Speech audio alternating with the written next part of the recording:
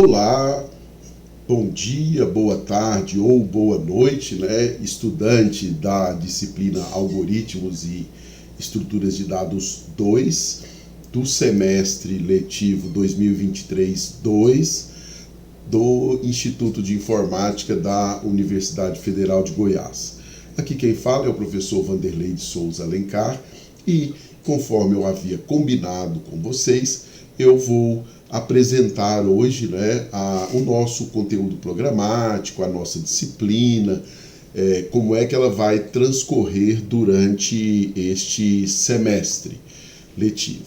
Para isso, eu vou usar exatamente essa sequência aqui de slides, que nada mais do que reproduz o plano de ensino que vocês já receberam por meio da área da nossa disciplina na plataforma Turing, que utilizaremos durante todo esse semestre para realizar as atividades da disciplina, e o SIGA eu utilizo apenas para publicar as notas oficiais, que nós fomos obtendo durante o transcorrer da disciplina, e o controle de frequência às aulas e, portanto, as faltas, que espero que não aconteçam muitas, mas que, se você precisar, você poderá ter na disciplina.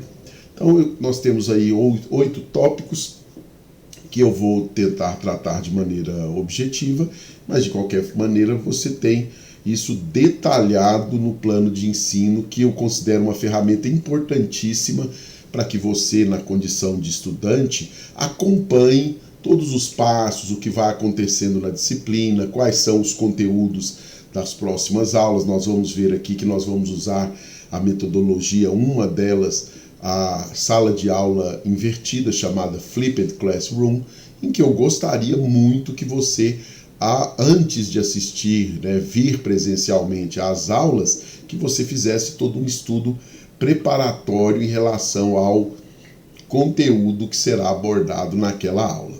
Então, a nossa disciplina, Estruturas de Dados 2, portanto, claro, você já conhece, você fez a Estruturas de Dados 1, que na verdade deveria se chamar só Estruturas de Dados. Nós estamos estudando como é que você deve organizar os dados de tal maneira que você consiga construir aplicações, softwares, que atendam da melhor maneira possível, da maneira mais eficiente, às especificações que são exigidas ali pelo seu usuário, de tal maneira que você tenha um software que seja correto, que cumpra todas as funções para as quais ele foi projetado para cumprir e que cumpra isso de maneira mais eficiente. Então você lá começou a estrutura de dados 1 estudando variáveis individuais, depois você viu agregações homogêneas como vetores,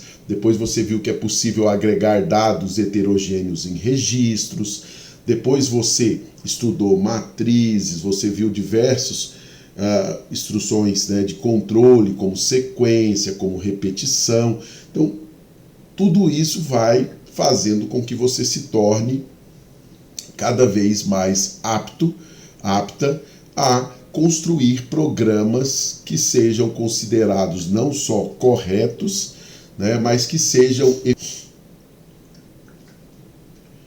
Então, neste semestre, nós vamos tratar das estruturas de dados como árvores, filas de prioridades, heaps, union and find, hashing e grafos. Essas são as estruturas que serão abordadas na disciplina Estruturas de Dados 2. Bom, como objetivos, nós definimos o seguinte: o objetivo geral da disciplina é isso, é fazer com que haja, da nossa parte, eu, na condição de professor, mediar esse processo de ensino e aprendizagem. Veja que é um processo de mão dupla, entre você e eu. E aí nós vamos exatamente abordar cada uma dessas estruturas, fazendo com que você compreenda os principais conceitos voltados não só para a própria estrutura. Nós vamos analisar a complexidade de tempo que um algoritmo tem para executar, que ele alcança para executar a sua atividade, e também a complexidade de espaço, que é o quanto ele precisa de armazenamento para que ele possa executar a sua função. Então isso nós vamos fazer por meio de experimentos, com implementações e também sob o viés teórico, né? E aí a gente desdobra, claro, aquele grande objetivo geral em objetivos específicos, né? Então nós vamos ter que analisar cada tipo de dado, por exemplo, a estrutura de dados, entender sua representação em memória, construir os algoritmos das operações básicas, que normalmente são consulta, inserção, remoção a dados naquela estrutura, conhecer a complexidade de tempo desses algoritmos, e assim nós vamos fazendo com as diversas estruturas que nós vamos estudando no transcorrer da disciplina, desde lá da primeira árvores até a última, que serão os grafos, né? A última estrutura que nós vamos abordar. Bom, tem relação com disciplinas anteriores? É claro, na área de construção de software, né, de programação, de desenvolvimento de software, as disciplinas são interligadas. Então, você foi lá no primeiro semestre, você viu lá a introdução à programação, que é IP, você viu lógica, você já estudou estruturas de dados 1, e você vai estudar agora estrutura de dados 2, para que depois você também possa complementar esse conhecimento com disciplinas dessa área, as posteriores como análise e projeto de algoritmos, bancos de dados, compiladores, linguagens e paradigmas de programação, programação orientada a objeto, web. Então, todo esse arcabouço de disciplinas é que vai fazer com que você, ao final, você tenha uma formação em desenvolvimento de software. Você conseguirá compreender, né, como é que a partir da especificação de um software você tem as atividades técnico-científicas, né, para que você possa projetar e implementar esse software da melhor maneira possível, né, usando exatamente as estruturas de dados mais convenientes, fazendo essa análise de complexidade, de tempo, de espaço, de armazenamento, e aí você produzir um software que nós chamamos de software de boa qualidade e usando as chamadas boas práticas. Então esse é que é o objetivo. Bom, essa disciplina, primeiro, ela é uma disciplina considerada para o INFE uma disciplina totalmente teórica. Ou seja, nós temos 2 encontros semanais, cada encontro de 2 horas, 4 horas por semana, mas todos eles são realizados num ambiente de sala de aula teórica. Então é importante destacar que as atividades, e nós teremos muitas, práticas em que você realizará o desenvolvimento das atividades, você desenvolverá os algoritmos, implementará isso, e isso será realizado fora de sala de aula, mas mediado exatamente nessa ideia de que eu vou usar algumas metodologias. A sala de aula invertida, ela é uma das principais, em que a minha proposta sempre é publicar, disponibilizar para você o material que vai ser usado nas aulas seguintes de maneira prévia, para que você possa acessar esse material, que normalmente são slides, são programas exemplos, são algumas discussões, e quando você vier para a aula, que a gente não tenha uma aula só expositiva, o professor simplesmente abordando o tema. Eu quero que você discuta o tema, né? Exatamente essa centralidade no estudante, né? Nós discutirmos, né? Não necessariamente usarmos todos aqueles slides, vermos quais são as principais dificuldades ali e atacarmos os pontos mais importantes, mas para isso é extremamente importante que você se integre a essa proposta, que você, ao estar estudando a disciplina, estar imerso nela, você realmente reserve, nós vamos ver isso lá na frente, que você reserve um horário semanal para estudar a disciplina previamente à aula. Então, Por causa disso, exatamente, eu vou usar vários. Nós vamos fazer sala de aula invertida, nós vamos ter trabalhos em pares, vamos ter atividades em equipes, vamos fazer projetos em que um trabalho, né, vamos chamar assim, de uma atividade, avaliativa ou não, você vai se reunir para resolver um problema, problem-based learning, e tudo isso, claro, que vai exigir de você, não posso negar, vai exigir que você tenha essa predisposição de fora de sala de aula, seja de maneira presencial ou, hoje em dia, muito mais facilitada por próprios ambientes, né, de teleconferência, webconferência, você se reunir com seus colegas, discutir o assunto. Nós sempre vamos ter na plataforma Turing um fórum para cada assunto que nós estivermos abordando. Eu abro um fórum, aí esse fórum, a ideia é que vocês coloquem lá dúvidas, comentários, troca de experiência dos temas que nós tivermos. Eu também estarei no fórum e aí nós vamos dialogando mesmo fora da sala de aula. E o grande alerta que eu tenho que fazer é esse, isso pode funcionar muito bem se nós todas participarmos. Ou pode não funcionar. Eu estou aqui com uma dúvida, mas eu não vou colocar lá no fórum. Por que não? Porque o outro colega pode achar que a minha dúvida é muito elementar. Nós não podemos ter isso. O importante é que a gente explore essas ferramentas para que a gente faça com que a disciplina se desenvolva da melhor maneira possível. Essa é a minha proposta para vocês, né? Bom, como eu falei, estou só refrisando aí, então eu vou divulgar o material, você tem que se dedicar à resolução de exercícios, problemas propostos, né?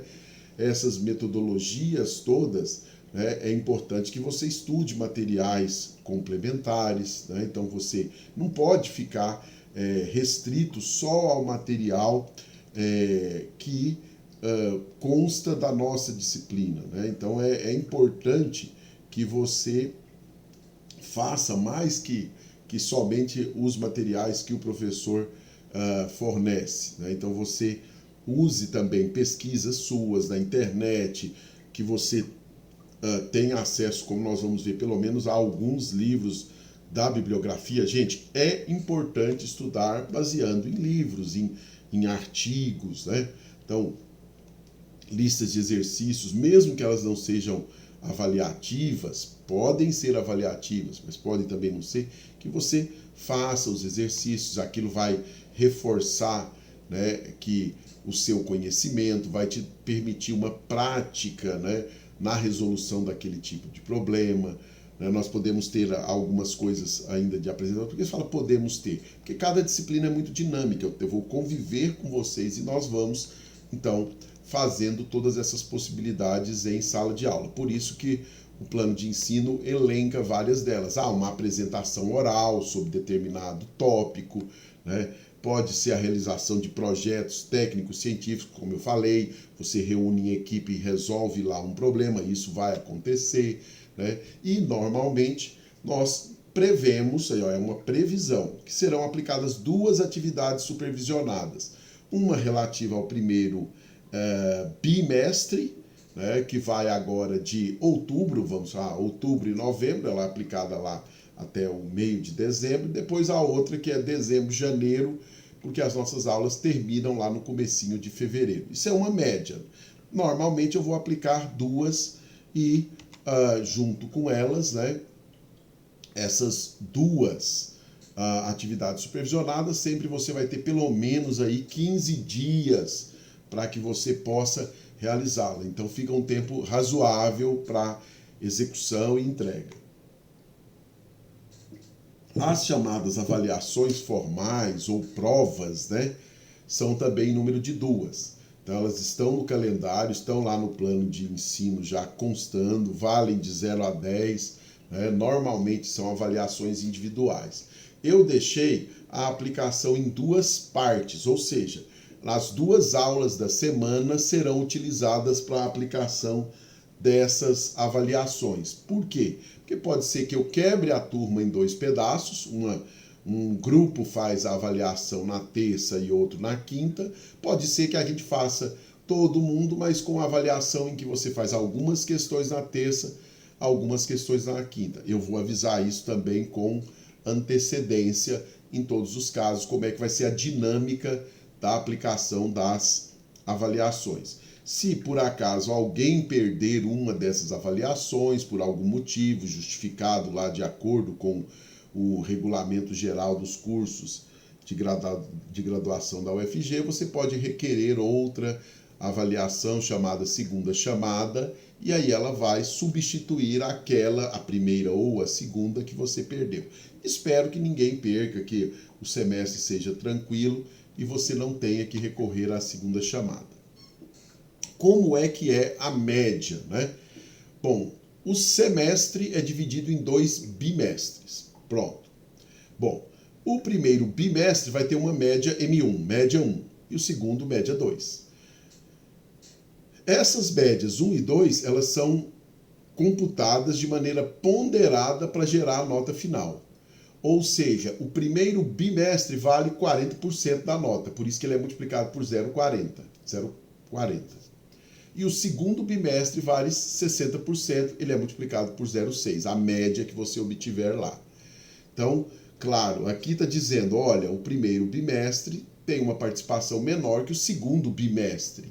Ah, por quê? Porque no segundo bimestre você já tem todo o conteúdo do primeiro bimestre acumulado ao próprio. Então é por isso que a participação em termos de nota do segundo bimestre é maior.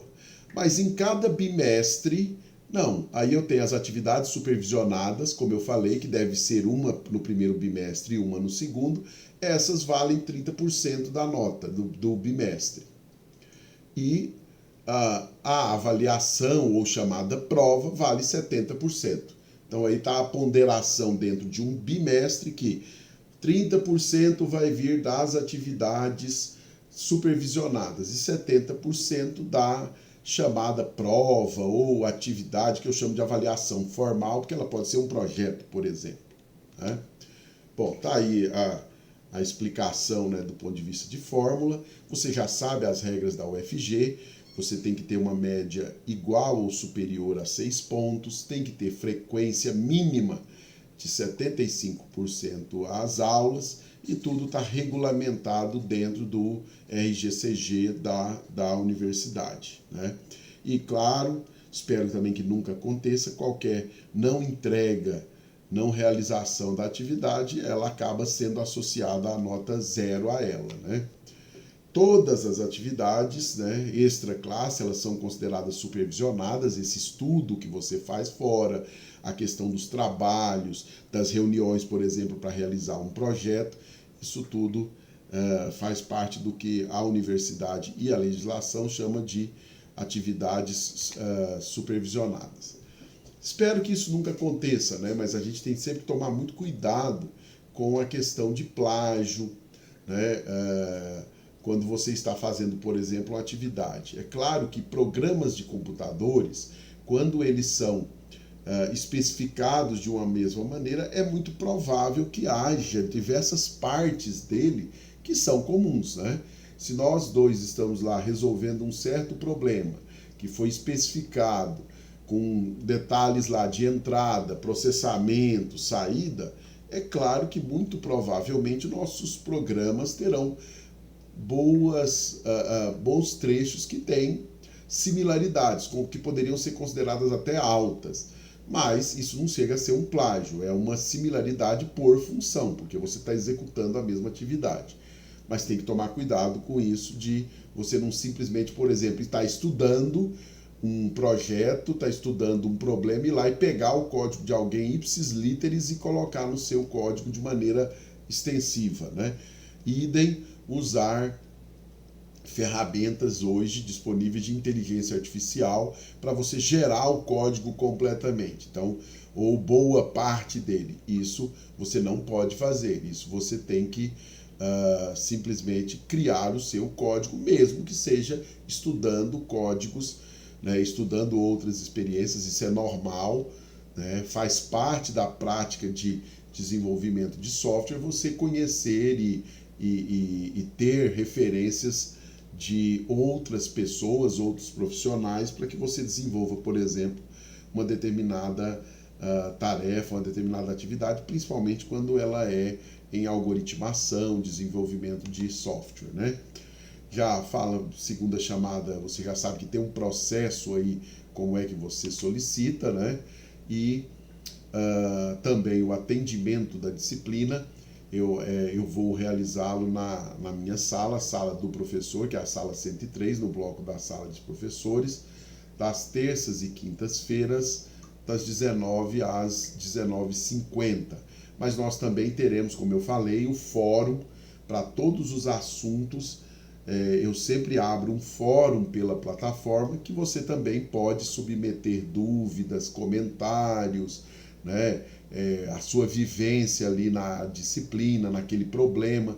E é uma maneira muito interessante, eu sei que pelas atividades de todos hoje, o uso do fórum é muito interessante para que nós possamos, com a turma inteira, compartilhar problemas, dúvidas e soluções para esses problemas.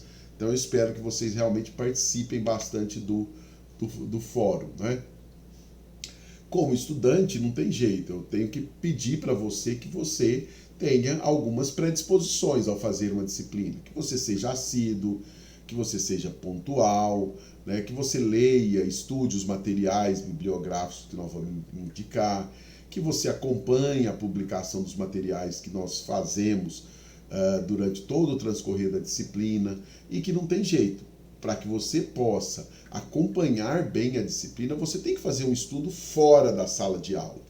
E eu estimo esse estudo em média 4 horas por semana.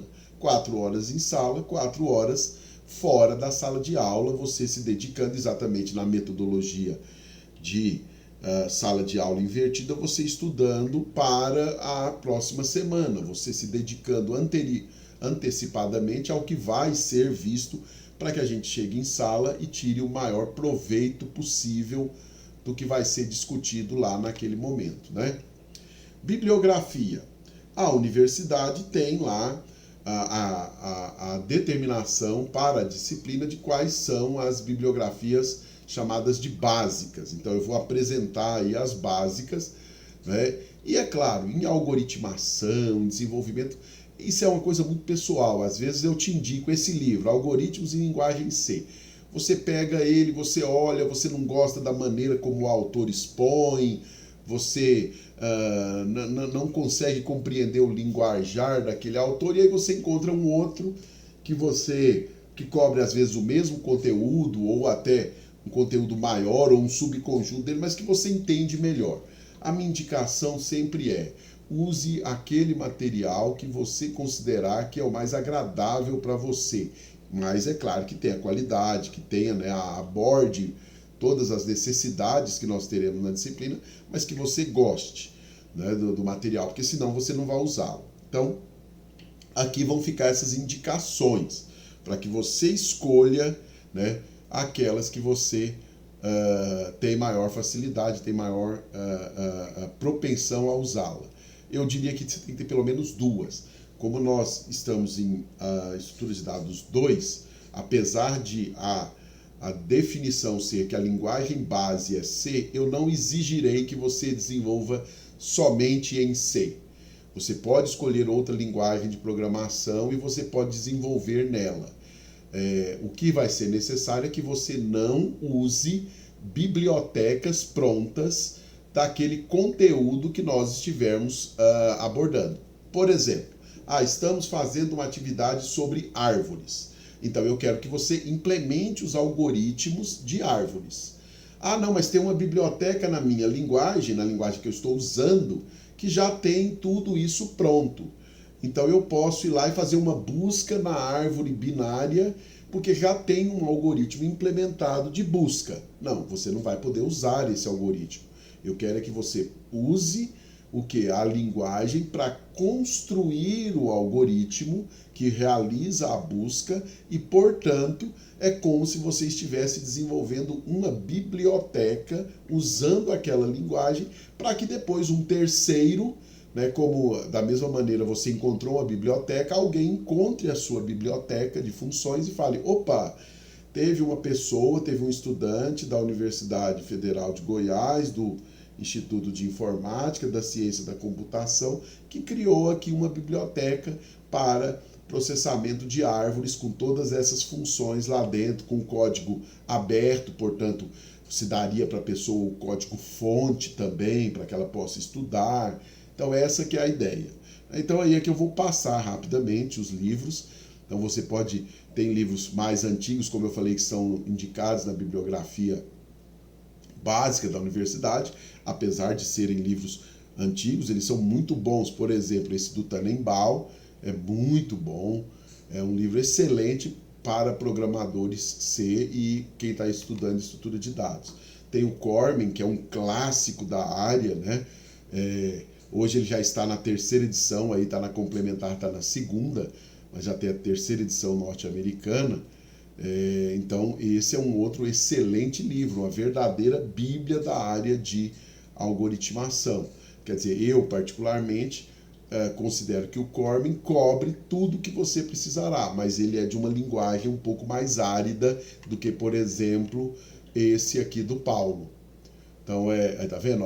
Ele é mais completo, mas ele tem uma linguagem mais árida um pouco, é mais difícil de você ler, né? Então aqui tem várias sugestões, né? Esse do Sedgwick também é um bom livro, eles são várias partes, tem lá Fundamentals, que é a parte de IP, depois vem Data Structures, que é o que nós estamos estudando, ele tem a parte só de algoritmos de ordenação e busca em partes, né? Então ele quebra ali em várias partes o livro, também é um livro muito bom.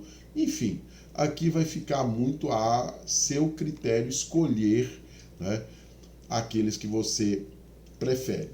Eu coloquei esses aqui como sugeridas porque eles são livros editados mais recentemente. Então eles têm uma linguagem mais moderna, um layout gráfico também do livro mais interessante, mas não é que eles são melhores do que eles só porque eles são mais recentes de publicação, não. Tem muito a ver isso com a linguagem que é usada, a estrutura como o programa, como o livro é desenhado. Esse, por exemplo, é outro livro que eu gosto bastante, que é o do Drozdeck. Então, é um livro que já apresenta estrutura de dados e ele já vem em C++, ele já vem com toda a parte de C++ para orientação a objetos. Quem usa esse tem um facilitador, já está estudando para uma futura disciplina de orientação a objetos. Vai ter uma facilidade maior quando chegar a ela de já estar usando C++ com a parte de orientação a objetos. Enfim, gente, é muito relativo, como eu falei, os livros que você quer usar. Você tem que dar uma olhada e escolher. Vou usar a Turing como ambiente básico de materiais e atividades, como eu já falei, tá aí, ela é acessível, você já está inscrito, então já está acessando a área da disciplina, né?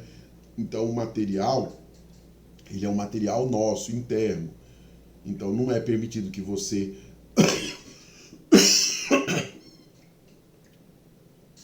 então todos os materiais serão disponibilizados aí como materiais nossos, internos, né? Então eu te peço que você não faça a gravação e não transmita isso para ninguém, nem de maneira parcial, né? Partes, não. Se houver essa necessidade, você fala comigo e a gente vê a melhor maneira de resolver, né? Então você não pode reproduzir, redistribuir trechos por direito autoral sem que a gente pelo menos converse para saber para quem vai isso e tal, tá bom? Eu posso vir a usar o Sharif. O Sharif é um sistema de submissão de problemas e programas para resolução, mas isso eu falarei em sala de aula quando for o caso, tá bom? Eu sempre gosto de terminar aí os slides, sou muito fã desse artista plástico chamado Mark Kostabi, é um norte-americano, e muitas das gravuras, das imagens dele estão publicadas na internet e, pela lei brasileira, para fins didáticos, eu não estou cometendo nenhuma infração autoral, né, aos direitos autorais, quando eu só apresento aqui, né, as imagens dele.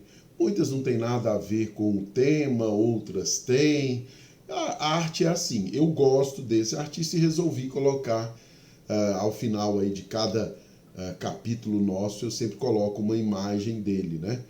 E cada um, claro, como é arte, eu não consegui identificar o nome dessa figura, por isso que né, dessa obra de arte eu não consegui localizar o nome dela, por isso aí os 3 pontos de interrogação. Mas para mim é esse momento aí. Nós estamos agora iniciando uma disciplina, né? Você tem lá, ó, ele ali está com 4 livros, né? À mão, e está ali sob a lua, né? Em um exemplo contemplativo, parou ali numa certa página do livro e está ali pensando. O que poderia me fazer imaginar que esse livro ali é um livro de um romance, uma aventura, né? Alguma coisa assim que a pessoa parou para dar uma contemplada. Mas a arte é assim, cada um vai ter a sua interpretação. E é isso que é legal mesmo, e é por isso que eu acho interessante colocar isso aí ao final. Por quê? Porque é outra coisa que eu queria te dizer. Eu acho que mesmo você fazendo uma disciplina de uma área científica bem específica, como é o nosso caso da computação, eu te indico sempre que você se dedique a outras áreas, como, por exemplo, literatura, quem gosta, música, alguma atividade artística, quem gosta de esporte, que você também faça esse tipo de outras atividades intermeadas com as suas atividades diretamente para o curso. Em sala de aula a gente vai discutir um pouco mais sobre isso. Sejam bem-vindas e bem-vindos à disciplina. Espero que a gente tenha um semestre aí extremamente produtivo, né? Que ao final da disciplina você saia satisfeito, tendo aprendido bastante sobre o nosso tema, que eu concordo, é um tema árido, é um tema que não é uma coisa simples, né? Senão todas poderiam dominar bem o desenvolvimento, por exemplo, de software, e não é assim que acontece, mas o meu objetivo maior é que você saia da disciplina e falando, olha, eu fiz uma boa disciplina, eu aprendi bastante, né? Sei que outras pessoas gostam mais, gostam menos da área de desenvolvimento, é assim mesmo, mas como bacharel em ciência da computação, você tem que sair com um nível mínimo de conhecimento, de preferência sólido nessa área, para que se um dia você resolver se dedicar integralmente a ela, você tenha todas as condições de atuar bem.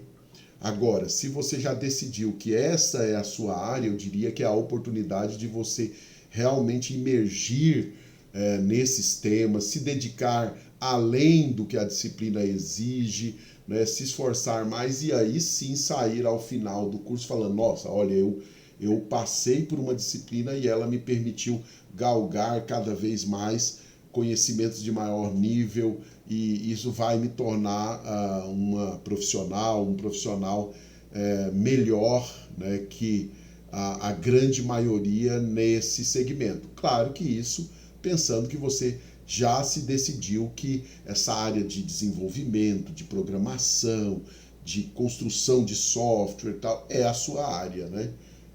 E isso, claro, no curso de ciência da computação é possível, né, para várias outras áreas. Eu posso ter me dedicado à área de resolver que eu vou me dedicar à área de redes, à área de banco de dados, né, enfim, as várias sub-áreas que nós temos no nosso curso, tá?